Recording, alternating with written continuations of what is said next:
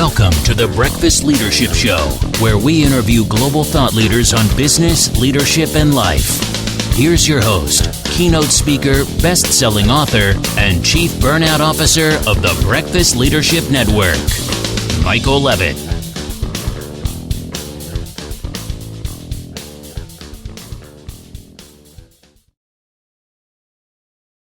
Welcome back. I've got Keely Ryder on the line. Keely, how are you?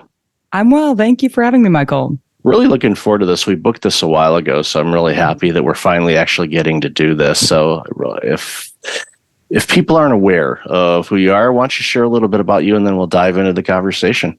Absolutely. So I am the founder of a startup fintech company called Dolfin. And what we do is we finance tenant improvements for commercial real estate spaces. So tenant improvements are the custom modifications made to the office interiors. You know, it could be universities, industrial spaces as well, labs, hospitals, etc. They're surprisingly expensive. They're the walls, ceilings, doors, tiles.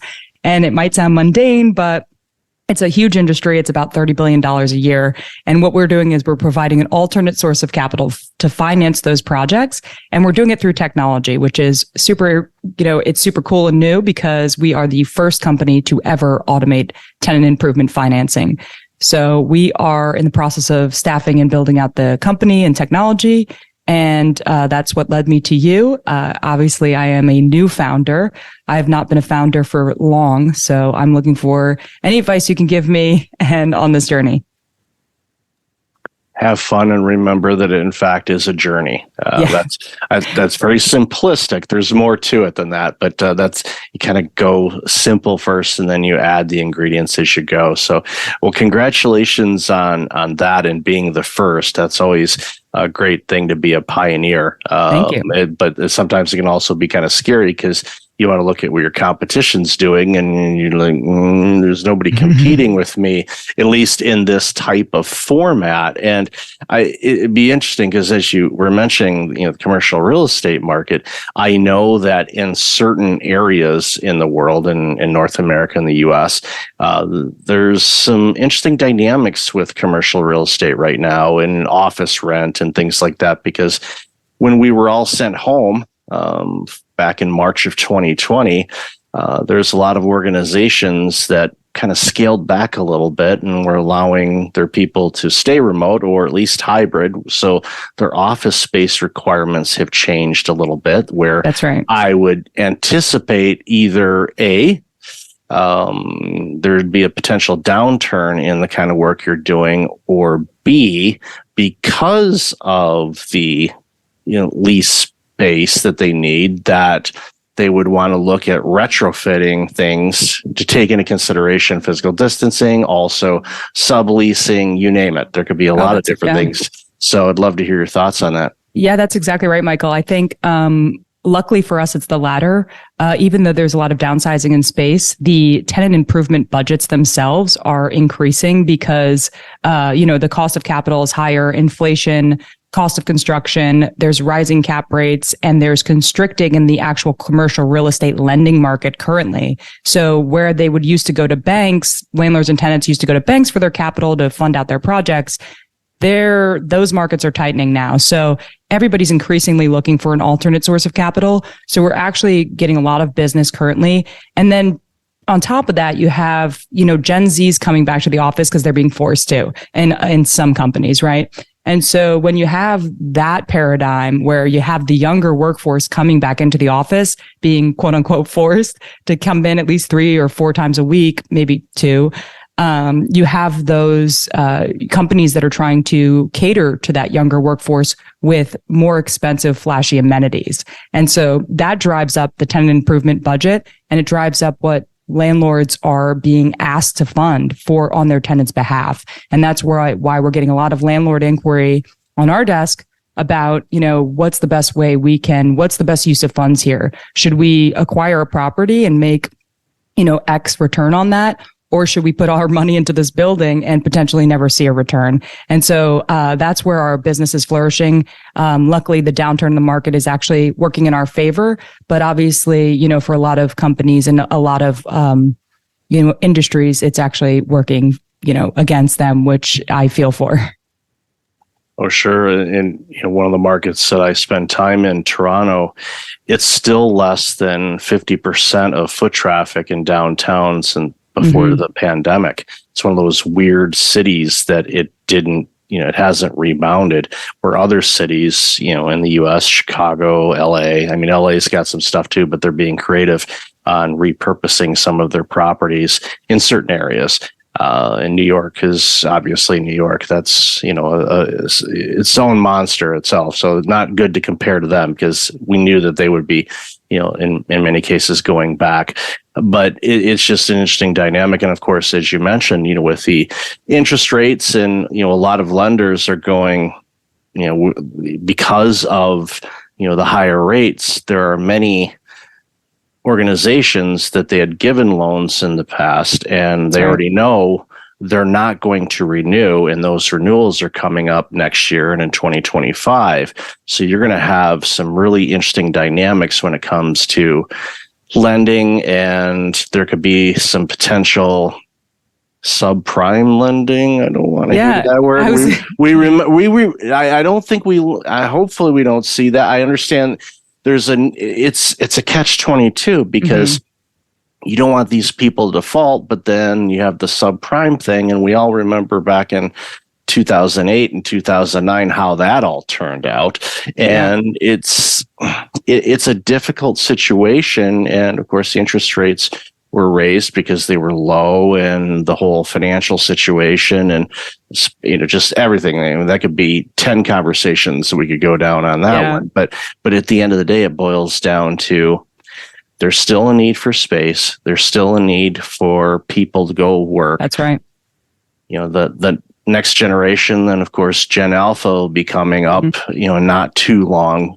They're going to have their types of needs and wants. So the redesign of workspace, one, is long overdue. I'm glad to hear that organizations are looking at it, because the boring, stodgy cubicles, offices around the perimeter, that design that we've seen forever is just stale and antiquated. It's like, let's be creative. Let's come up with some ideas, and all right, make sure that you have the right plumbing. So if you've got 6 different coffee machine things, or who knows what, electric, maybe you got arcade games in the room, maybe you've got ping pong tables, or maybe in the back you've got a pickleball court. Who knows? That'd be cool. Oh, that would be, if you've got a big enough, property for it. But again, it's getting creative. But then organizations like yours are like, okay, well, let's find some legitimate and alternative ways to fund these things, because the last thing I want to see is a huge number of defaults, because that just has a domino effect on all kinds of things. Yeah, and the commercial real estate industry is actually, it's quite important when in the scheme of, the total economy. And so I like to always talk about it as it's like a humble industry, because you could be on top one day and be just, a distressed asset class the next. And that's exactly what commercial real estate is going through right now. And banks are looking at it as a distressed asset class. And it's never, other than, subprime and, residential housing, it's never really been viewed that way. At least commercial real estate hasn't. So it's really interesting to live through it and see what's going on. But it's exactly what you said. I mean, the refreshes need to be happening, and we're here for it.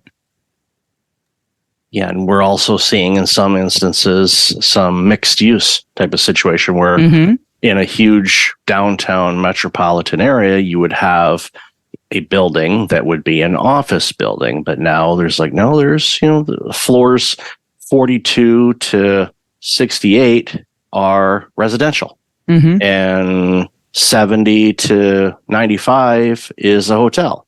And then below that is office space with obviously separate elevator banks.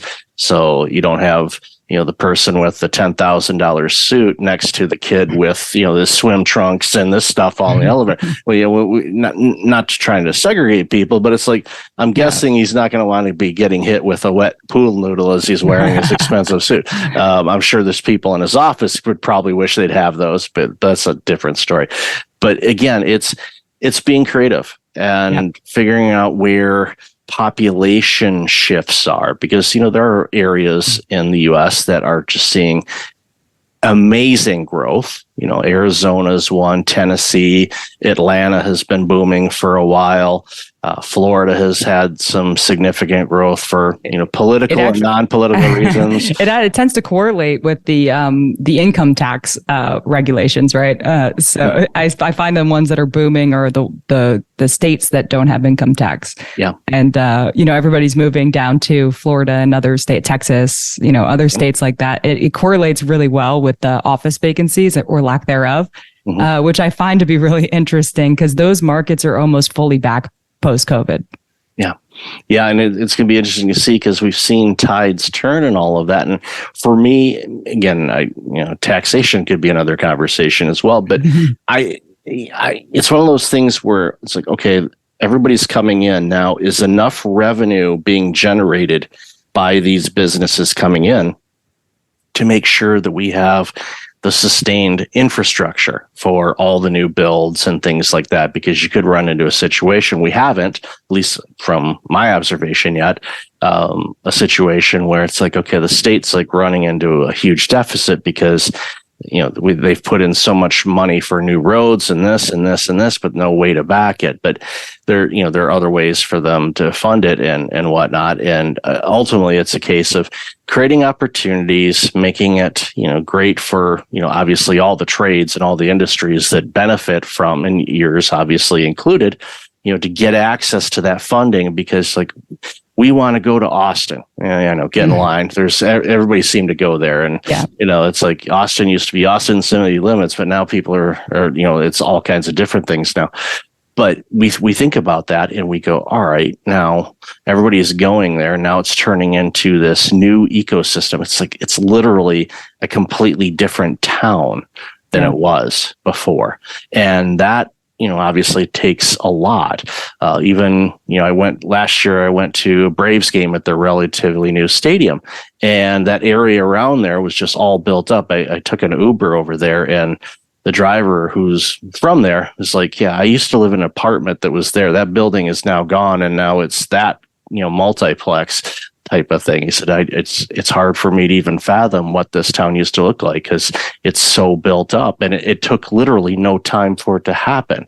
So once you build something, whether it's a new baseball stadium or, a big industry says we're opening up a new gigantic headquarters and warehouse in whatever the name of the town is, next thing you know, you've got everybody going, we need to be there. That's right. And they need to contact you to get that financing because they may not have everything available otherwise. Yeah, definitely contact us, you guys, if you're building a new baseball stadium, especially because I'd love to have free tickets. Well, exactly. Well, the league needs to expand. I know Oakland is moving to Vegas, but I think they've already got that built and all of that. But I'm hoping that there'll be some expansion as well. Well, I know there's going to be expansion in the NBA. Pretty soon. I'm almost positive. It's been a while since they've expanded. So, there's markets that could really benefit from having a team. Hockey. The WNBA needs to expand first. I mean, they've got a limited I don't know how many they have, but I know it's like half of the NBA. And now women's sports are highlighted now after the college, I don't know what it was, championship. Loved that. That was great. They got more viewership apparently than any other NBA championship game. That's awesome. And one of the things, too, that I've noticed, just again, spending time in Toronto, is the media is covering it. It's long overdue. That's right. Way long overdue. And they had a WNBA game, a scrimmage game, or I think it was a preseason game. They had it in Toronto because Toronto doesn't have a team yet. But it was, I know it was one of those, well, let's see what we got. And it had obviously huge turnout. They had huge coverage on it. Great. We love sports in Toronto, and male, female, doesn't matter. We love it, and anytime we can get a professional team in this area, we're thrilled about it. Yeah. And there's other markets as well that may not have a men's basketball team, but they could build it and thrive. I know the Aces in Las Vegas do well, and obviously Phoenix and all the other towns that have WNBA franchises, they do well. It's getting coverage. People are watching it. It's a great brand. And they nurtured it. They built it. It was, and they just let it build up. And, obviously women's soccer and, there's going to be more sports. And again, it's like, it's long overdue because over half the population are female. Hello. Exactly. It's one of my dreams to own a women's sports team eventually. There you go. So if I do well at this tech company, I'm going to buy a female sports team, or maybe like a la, who is it? Natalie Portman bought the, or created a team. She did something, but it's a women's soccer team in LA called the Angels, I want to say. Okay. And ever since I saw that mixed with when the Ryan Reynolds and Rob McElhenney bought Wrexham, the soccer team overseas, I was like, oh, all these celebrities are buying teams. Yeah. I could do it too. And it just seems so fun to be able to manage a sports team and also bring them to success through your, involvement. Seems like a cool journey. Yeah, it definitely would be. And it's, obviously it's a labor of love, and it's, obviously not easy to build a championship team, but it's being done. And it's just having an owner that believes and is going to do what they can to support the team. It takes a burden off the athletes, so the athletes can focus on their playing, and they go, we're taken care of here. And then they're going to, and it's funny. You see the teams that take care of their employees. It's just like in work and life. I was just going to say it's the same thing as corporate America. I mean, leadership in a compassionate fashion is so important. And I think generationally speaking, it's getting better and better, right? Because we're demanding more. Younger generation. And I put myself, I'm like, I'm the younger generation. I'm a millennial, but I think that's fantastic. People are standing up for themselves and demanding better and more.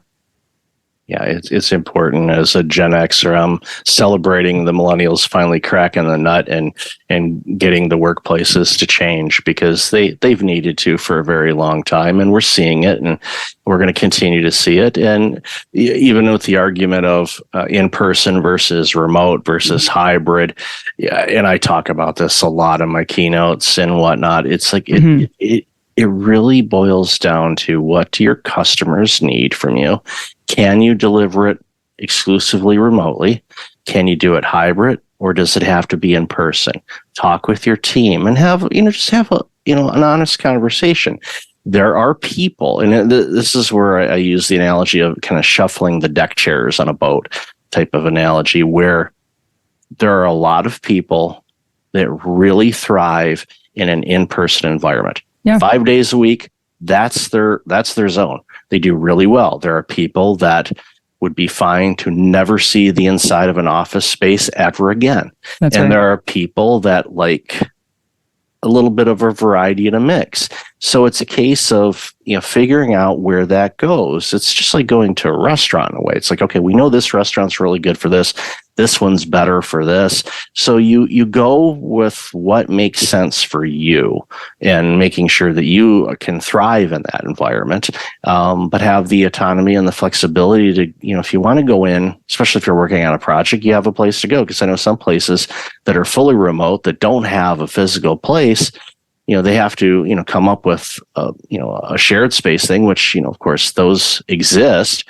But I find sometimes it's a little strange. But again, for other organizations, it's really easy. I always tell people, well, talk with everybody and come up with the best solution, but write that solution in pencil, because it might change. Exactly. Because when everybody was saying, okay, we're going to stay remote forever, like Meta, I think, was like, oh, remote, always remote. Google, we're all going now.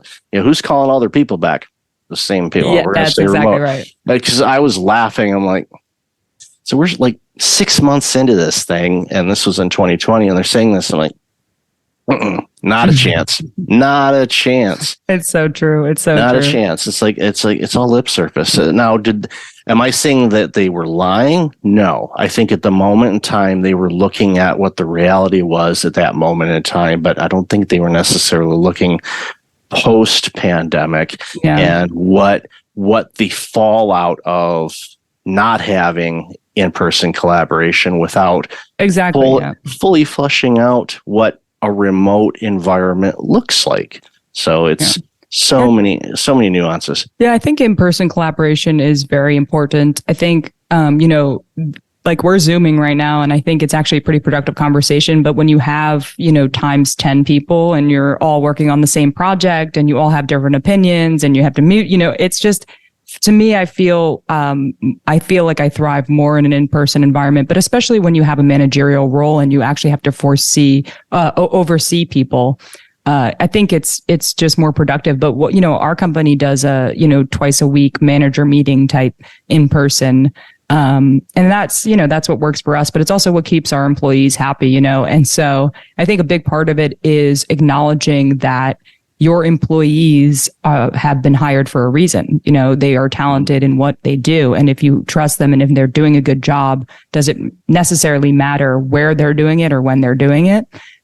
For me, that answer is no. I think for the older generations, that answer is yes, it sure does matter. I need you to be in the office. I need to see you doing the work. And it's definitely an interesting conversation that I like taking part in.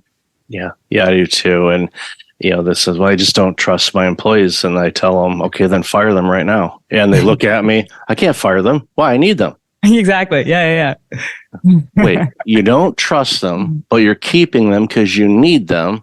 And you trust them to do, wait a minute. It's like, my dad had a saying, but I'm not going to say it here for somebody that says something like that. But I remember this was decades ago. I worked for an insurance automation provider outside of Chicago, and we had an installation team, and that team would go out every week and install our insurance automation software and servers and equipment at independent insurance agencies all across the country.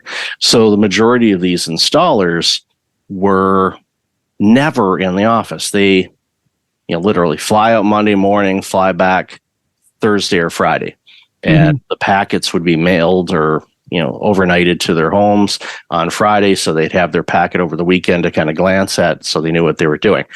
But every couple of months, we'd bring everybody in for an in-service for a week or a few days or things like that. And the dynamics of those meetings were amazing because we got to gel as a team when they started doing it, because they originally didn't do it, but then they started doing it. And what happened was, it made the installations better because we had face-to-face. We'd go out to lunch or dinner, talk with people, just get to know each other. So when we were on the phone, it was more like hey, colleagues working together. Yeah, okay, what's going on? Okay, do this. And it was, it streamlined some things. So if somebody asked me what my personal flavor would be, is hybrid, unless it's really detrimental to the customer. If you're not there all the time, then be there all the time. Yeah, same. And remote, if there's for accommodations for some people, there might be some talent that you need that isn't available locally, but you can find them remotely.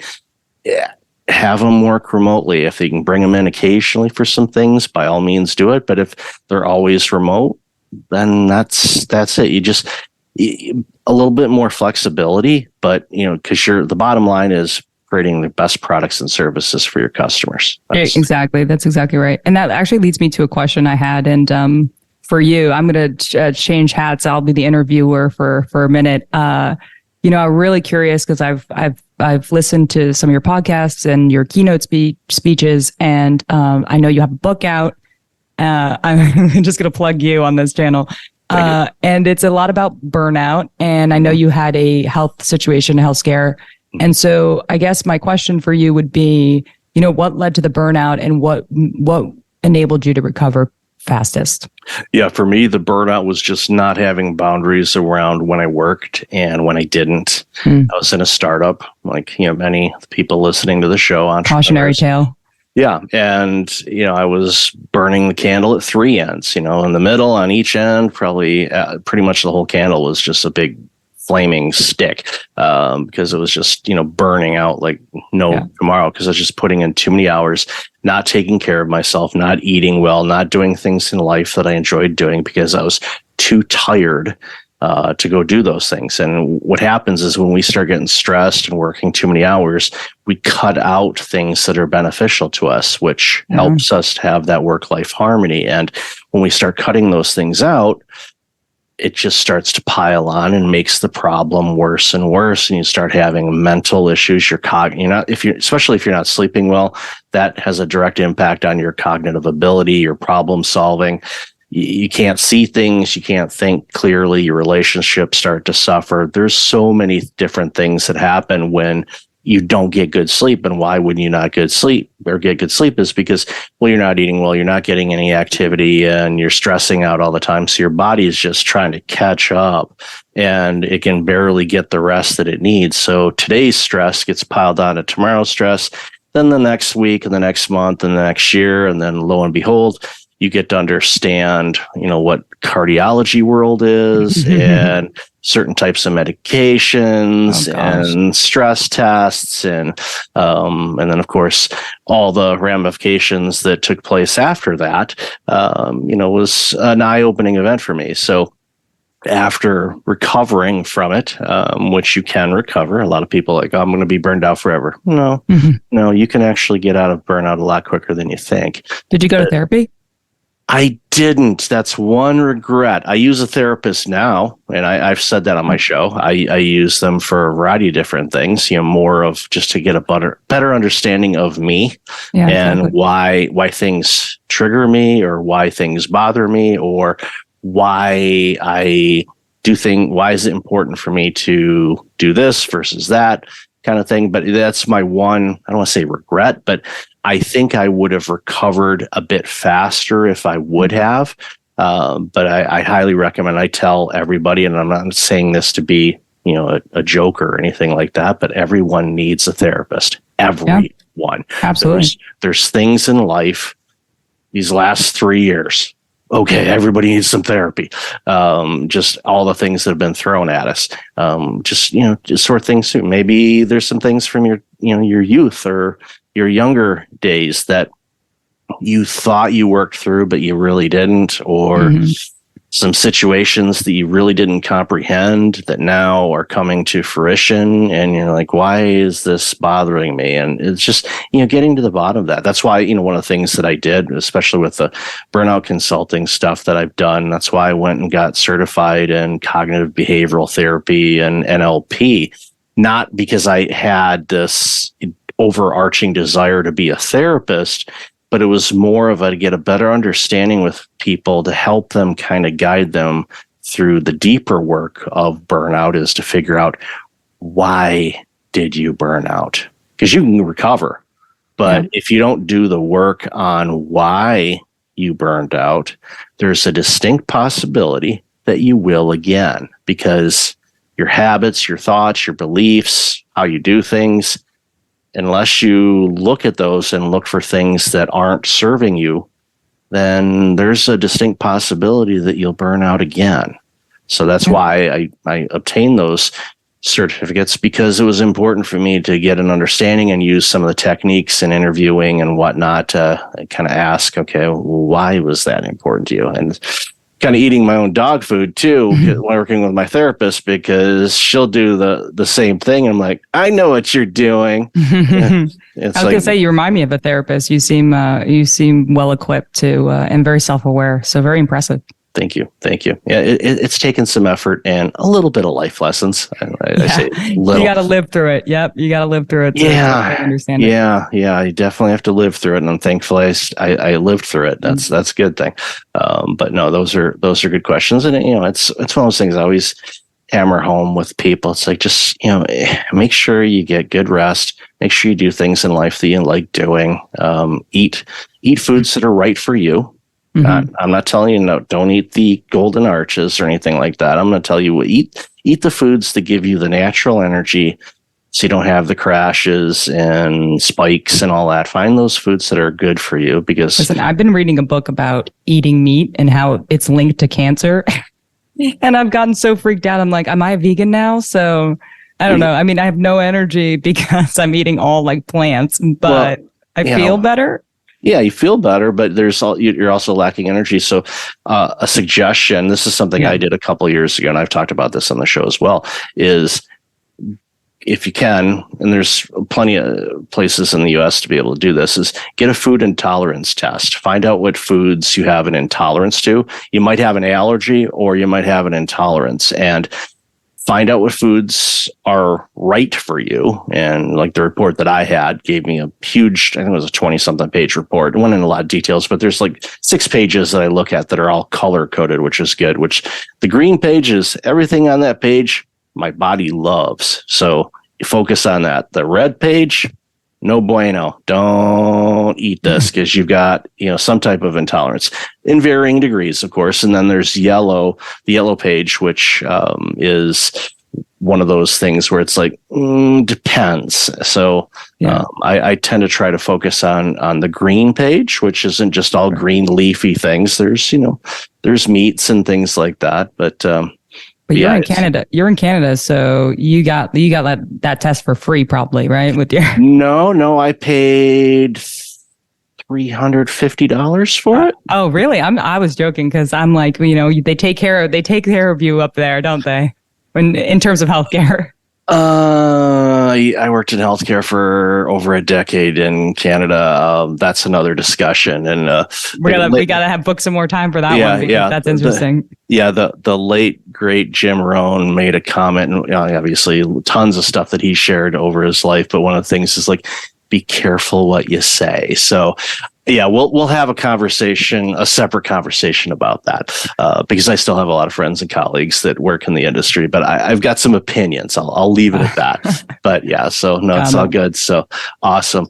I've loved this conversation, Keely. We talked about all kinds of different things in a half an hour. So where can people find out more about you and get some information on these potential funding opportunities for their commercial real estate? Yeah, so you could hit us up on dolfinpartners.com. Important to note that it's an F instead of a PH. So Dolfin with an F, partners.com. Also hit us up on LinkedIn. We're just Dolfin on LinkedIn. Awesome. I'll definitely have that in the show notes. So Keely, thank you again so much for your time today. Really appreciate you. Thanks so much, Michael. Thanks for listening to the Breakfast Leadership Show, part of the Breakfast Leadership Network. Visit breakfastleadership.com for tips on empowering your business and your life.